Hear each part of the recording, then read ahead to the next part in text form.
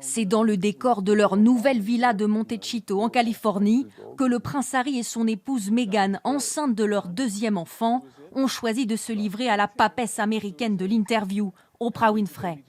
2 heures d'entretien où le couple a égrené les anecdotes sur leurs différends avec celle qu'il surnomme la firme, la famille royale britannique. On a eu des conversations sur le fait que notre fils n'aurait pas de sécurité, ni de titre, mais aussi des inquiétudes et des discussions quant à savoir à quel point sa peau serait foncée quand il naîtrait. Quoi ? Stupéfaction de la présentatrice et amie de la duchesse de Sussex, à qui elle livre ses douleurs les plus intimes, au plus fort de ce qu'elle appelle la campagne de dénigrement opérée par les médias. Je ne voulais plus être en vie.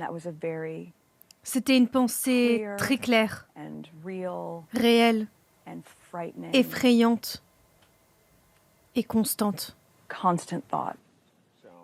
Pour le prince Harry, la dépression de son épouse est le point de non-retour. Il explique que leur exil était une question de survie, une décision toujours incomprise, dit-il, par son père, le prince Charles. Je me suis senti délaissé par mon père, qui a pourtant vécu des choses similaires. La couronne n'a pas réagi ce matin à ces déclarations, pourtant largement commentées par la presse et tous les Britanniques. Avec la pandémie et l'état de santé du prince Philippe, ce n'était peut-être pas le moment de faire ça. Ils n'ont pas eu la chance avant ça de donner leur version, puisqu'ils n'avaient pas le droit de donner leur opinion ni de faire ce qu'ils voulaient. Seule bonne nouvelle partagée par le couple, le sexe de leur deuxième enfant, une petite fille attendue pour cet été. Et on vous retrouve Charlotte Gillard. C'est vrai que c'est une nouvelle crise terrible pour la monarchie. D'ailleurs, certains font le parallèle avec ce qui s'est passé avec Diana. Comment tout cela est vécu par les Britanniques ?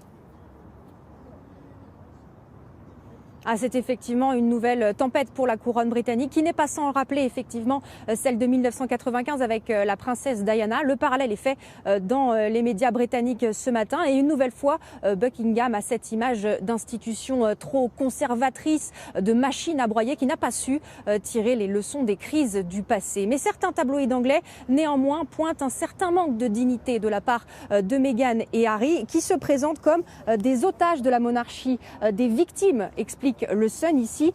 Quant au Daily Mail, lui, il parle même d'un coup de publicité de la part du couple pour relancer leur carrière aux États-Unis. Bref, une complainte médiatique qui dénote un peu avec la discrétion de la monarchie, très chère aussi à tous les Britanniques. Oui, on suivra s'il y a une réaction officielle de Buckingham Palace dans les jours qui viennent. Merci infiniment, Charlotte, pour ces informations.